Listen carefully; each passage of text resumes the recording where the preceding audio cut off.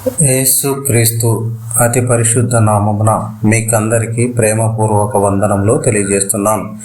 ఈరోజు దేవుని వాగ్దానము ద్వితీయోపదేశ కాండము 7వ అధ్యాయము 14వ వచనము ఈ విధముగా వ్రాయబడి ఉన్నది.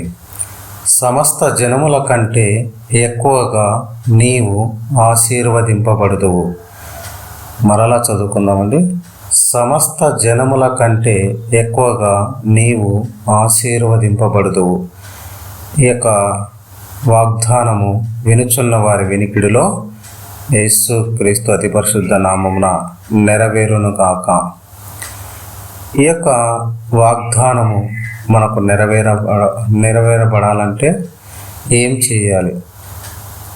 ఇక్కడ వాగ్దానం ఏం చేశారంటే, సమస్త జనముల కంటే ఎక్కువగా నీవు ఆశీర్వదింపబడతావు. నీవు, నేను, మనమందరము ఇక సమస్త జనములు అంటే లోకములో ఉన్నటువంటి జనముల కంటే ఎక్కువగా ఆశీర్వదింపబడాలంటే ఏమి చేయాలి? ఇదే అధ్యాయము ద్వితీయోపదేశ కాండము 7వ అధ్యాయము 11వ వచనంలో ఈ విధముగా వ్రాయబడింది. కాబట్టి నేడు నేను నీకు ఆజ్ఞాపించు ధర్మము అనగా విధులను, కట్టడలను మీరు అనుసరించి నడుచుకొనవలెను.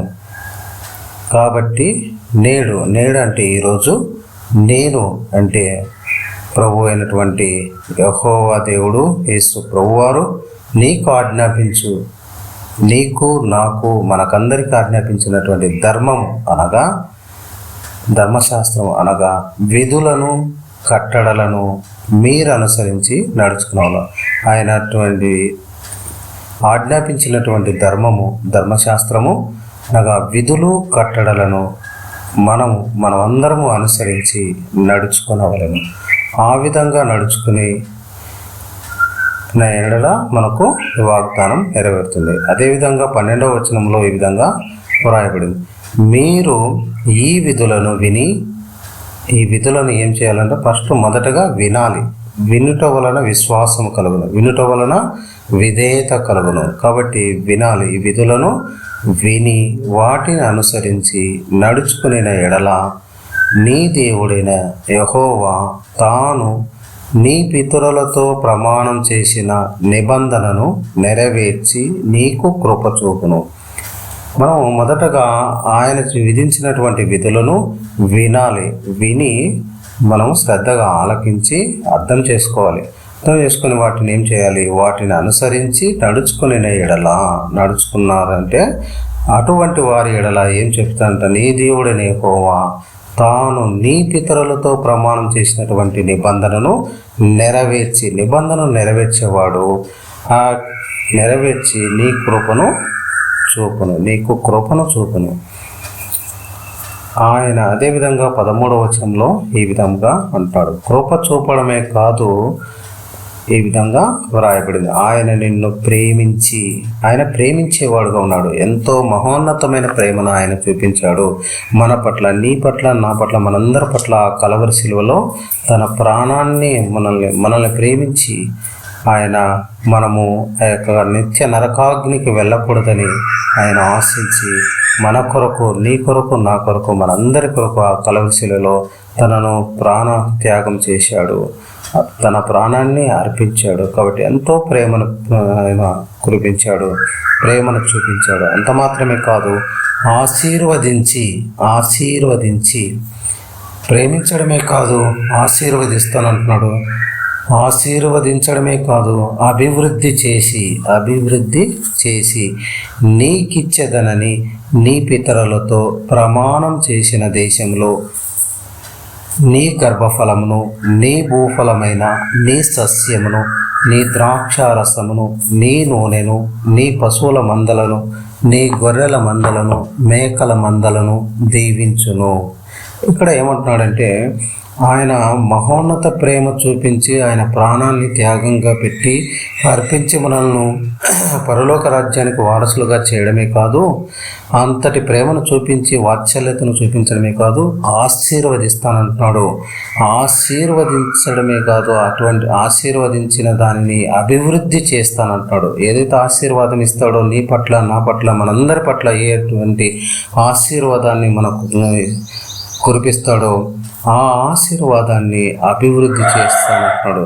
నీకిచ్చగనని నీ పితరులతో ప్రమాణం చేసిన ఆయన నీకు నాకు ఆశీర్వాదాన్ని ఇస్తానని మన పితరులతో ప్రమాణం చేసినాడు. ఆ ప్రమాణం చేసినటువంటి దేశంలో నీ గర్భఫలమును, నీ భూఫలమును, గర్భఫలాన్ని దీవిస్తానంటాడు. భూఫలమైనటువంటి సస్యమును అంటే పంటలను దీవిస్తానంటాడు.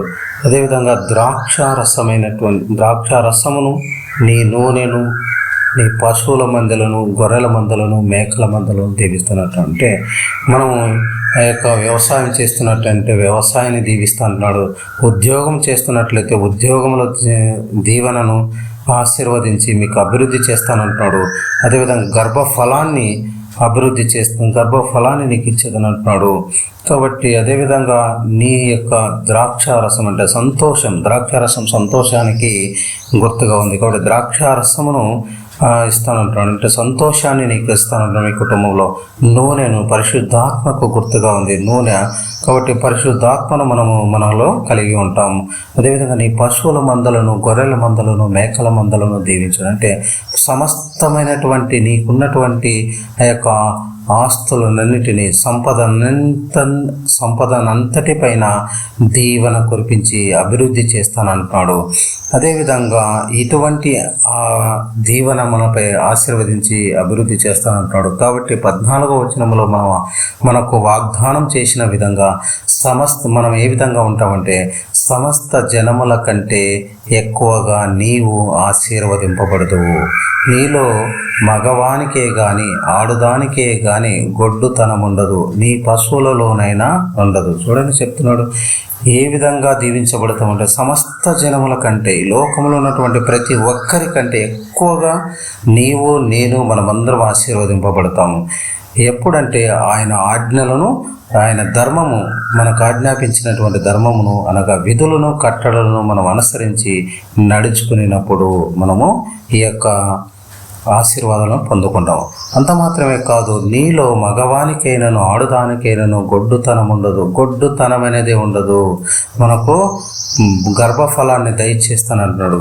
కాబట్టి గొడ్రాలనే జీవితం అనేది ఉండదు మనకు. ఒకటి ఎప్పటికీ ఆశీర్వాదం, అభివృద్ధి ఉంటుంది. అంత మాత్రంగా నీ పశువులలోనే ఉండదు. నీవు ఏవైతే పెంచుకుంటావో అటువంటి పశువులలో కూడా ఈ గొడ్రాలతనం అనేది ఉండదు అంటున్నాడు. కాబట్టి మన దగ్గర ఉన్నటువంటి మనము ఎవరితో సహవాసం చేస్తున్నాం, మన కుటుంబకులు కానీ, మన రిలేషన్స్ కానీ, ప్రతి ఒక్కరిలో ఎటువంటి ఆ యొక్క గొడ్రాలతనం అనేది, ఈ యొక్క ఆశీర్వాదం లేనటువంటి తన యొక్క జీవితం అనేది ఉండదు. ఎడారి జీవితం అనేది ఉండదు. ఎప్పటికీ ఆనందకరమైన, ఆశీర్వాదకరమైన జీవితం, సంతోషకరమైన జీవితం.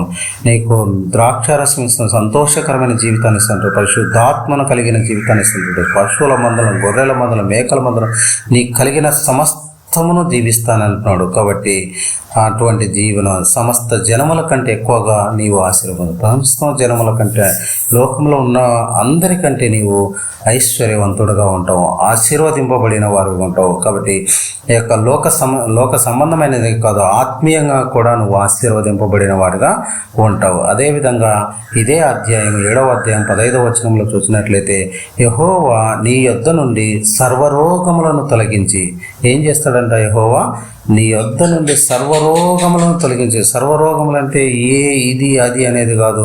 జలుబు, దగ్గు, యొక్క తలనొప్పి, కీళ్ళ నొప్పులు, ఆ యొక్క అనారోగ్యం, తీరని అనారోగ్యం అంటే గుండె నొప్పి, ప్రతి ఏది, లివర్ పడిందా, ఈ యొక్క ఎటువంటి సమస్య ఉందా, కిడ్నీ సమస్య ఉందా, అదేవిధంగా కార్డియాలజీ సమస్య ఉందా, ఎటువంటి సమస్యలు ఉన్నా కూడా ప్రతి సర్వరోగం అంటే ఈ రోగం ఆ రోగం అనకుండా సర్వరోగములను తొలగిస్తానంటాడు. కాబట్టి మనకు అరకాల మొదలుకొని నడినెత్తి వరకు మనము ఆ యొక్క గాయములు పచ్చి పుండ్ల చేత బాధింపబడుతున్నటువంటి మనల్ని ఆయన గాయపడిన హస్తంతో ముట్టి స్వస్థపరుస్తానంటున్నాడు. సర్వరోగములను నీ యుద్ధ నుండి తొలగిస్తానంటే ఎటువంటి రోగంతో నువ్వు బాధపడుతున్న ప్రియా సహోదరి సహోదరుడా, నీ యొద్ద నుండి సర్వరోగములను తొలగించి నీవే ఎరిగి ఉన్నటువంటి ఐగుప్తులోని కఠినమైన క్షయవాదులన్నిటినీ నీకు దూరపరచును. ఐగుప్తు అంటే లోకానికి సాదృశ్యంగా ఉంది కాబట్టి నీవెరుగున్నటువంటి ఈ లోకంలో కలిగినటువంటి కఠినమైనటువంటి వ్యాధులన్నిటినీ నీకు దూరపరుస్తాను, సర్వరోగములను దూరపరుస్తానంటున్నాడు. ఈ లోకంలో కఠినమైనటువంటి వ్యాధులన్నిటినీ నీకు దూరపరుస్తున్నాడు. కాబట్టి ఈ రోగములు కూడా మనను దరి చేరవు అంటున్నాడు. అదేవిధంగా కాబట్టి మనం ఏం చేయాలంటే 9వ వచనంలో ఏ విధంగా మనము ఈ విధంగా వ్రాయబడింది, కాబట్టి నీ దేవుడైన యెహోవా తానే దేవుడనియు తన్ను ప్రేమించి తన ఆజ్ఞలను అనుసరించి నడుచుకుని వారికి తన నిబంధనను స్థిరపరచువాడను 1000 తరముల వరకు కృప చూపువాడును నమ్మతగిన దేవుడు అనియు నీవు తెలుసుకునేవలను. ఇవన్నీ చేసినటువంటి మన కుటుంబాల్లో ఈ విధంగా సమస్త జనముల కంటే ఎక్కువగా ఆశీర్వదింపబడి మన కుటుంబాల్లో మగవారికే కానీ ఆడవారికైనా గొడ్డుతనం అనేది ఉండదు, పశువులలో కూడా ఉండదు. అదేవిధంగా సర్వరోగములను మన దగ్గర నుండి తీసివేస్తానంటున్నాడు. కఠినమైనటువంటి ఐగుప్తులను కఠినమైనటువంటి వ్యాధులన్నింటినీ దూరపరుస్తానంటున్నాడు. అంత మాత్రమే కాదు, మనల్ని ప్రేమించి ఆశీర్వదించి అభివృద్ధి చేసి గర్భఫలాన్ని ఇస్తానంటున్నాడు. భూఫలమును సస్యమును అంటే పంటలను సమృద్ధిగా ఉద్యోగాన్ని ఆశీర్వదిస్తా అంటున్నాడు. ద్రాక్షారసం సంతోషమైన జీవితాన్ని, నూనెను పరిశుద్ధాత్మను కలిగిన జీవితాన్ని, పశువుల మందలను, గొర్రెల మందలను, మేకల మందలను, మనకు కలిగినటువంటి సమస్తమంతటిపైన దీవెనను ఆశీర్వాదాన్ని ఇచ్చి అభివృద్ధి చేస్తానంటున్నాడు. మనం చేయవలసిందల్లా ఒకటి ఆయన కాబట్టి నేడు నేను నీకు ఆజ్ఞాపించు ధర్మమనగా విధులను కట్టడలను మీరు అనుసరించి నడుచుకొనవలెను. ఇదొక్కటి మనం చేసిన ఎడల మనల్ని సమస్త జన్మ కంటే ఎక్కువగా నీవు ఆశీర్వదింపబడతావు. నీవు ప్రియా సహోదరి సహోదరుడా, ఈ యొక్క వాగ్దానము నీవు నమ్మినట్లయితే ఈ యొక్క వాగ్దానాన్ని ఎత్తిపట్టి నీ ప్రార్థనలో దేవా నన్ను సమస్త జనముల కంటే ఎక్కువగా ఆశీర్వదింపబడుతావని ఈ యొక్క వాగ్దానం చేసావు. దేవా నన్ను నా కుటుంబాన్ని, నా యొక్క ప్రియుల కుటుంబాల ప్రతి ఒక్కరిని ఈ యొక్క సమస్త జనముల కంటే ఎక్కువగా ఆశీర్వదింపు అని నీవు ప్రార్థన చేసినట్లయితే దేవుడు నీ యొక్క కుటుంబంలో, నా యొక్క కుటుంబంలో, మనందరి కుటుంబాల్లో అటువంటి ఆశీర్వాదాన్ని, మెండైన దీవెనలను, సర్వరోగములను తొలగించి సంతోషకరమైన జీవితాన్ని, ఆనందకరమైన జీవితాన్ని, అదేవిధంగా దేవుని సహవాసం, పరిశుద్ధాత్మ సహవాసం కలిగినటువంటి దీవిత్యాన్ని, మనకు ఆత్మీయకరమైన మేలుకరమైన జీవితాన్ని మనకు అనుగ్రహించి నడిపించును గాక.